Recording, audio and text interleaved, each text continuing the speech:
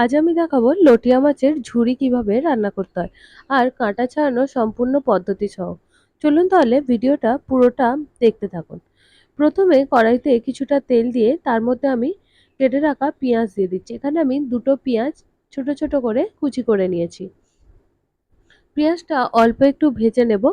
অল্প একটু ভাজা হয়ে গেলে তার মধ্যে দিয়ে দেবো একটা মিডিয়াম সাইজের টমেটো। টমেটোটাকেও আমি ছোট করে কেটে নিয়েছি। এবার এর মধ্যে মাছগুলোকে আমি একটা একটা করে সাজিয়ে দেব।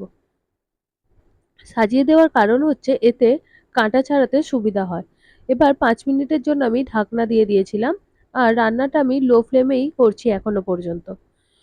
৫ মিনিট পরে ঢাকনা খুললেই দেখবেন মাছগুলো একদম নরম হয়ে গেছে।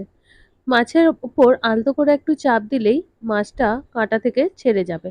এইভাবে একটা কাঁটা চামচের সাহায্যে কাঁটাগুলোকে তুলে নিলেই মাছ থেকে কাঁটাটা আলাদা হয়ে আসবে। এখন ঠিক এটা এই পর্যায়ে এসেছে, এর মধ্যে আর একটাও কাঁটা নেই। দেখুন এটা এইরকম একদম স্মুথ একটা গ্রেভি হয়েছে। এর মধ্যে আমি এখন হলুদ দিয়ে দেব। তবে আমি এখনো নুন দিইনি। মাছটা যেহেতু রান্না করতে করতে অনেকটা কমে যায়, তাই আগে থেকে নুন দিলে নুন বেশি হয়ে যাওয়ার চান্স থাকে। এর মধ্যে আমি দুখানা কাঁচা লঙ্কা বাটা আর ১ চামচ রসুন বাটা দিয়ে দিলাম। মাছটা যখন মিডিয়াম রান্না হয়ে আসবে, অনেকটা কমে আসবে, তখনই এগুলো দেবেন, না হলে এর টেস্টটা কমে যাবে। এখন সমানে খুন্তিটা ঘুরিয়ে ঘুরিয়ে মাছটাকে ভাজতে হবে। লটিয়া মাছ রান্নার ক্ষেত্রে খুন্তি বন্ধ করা যায় না। আর এই পর্যায়ে এসে আমি নুনটা দিলাম।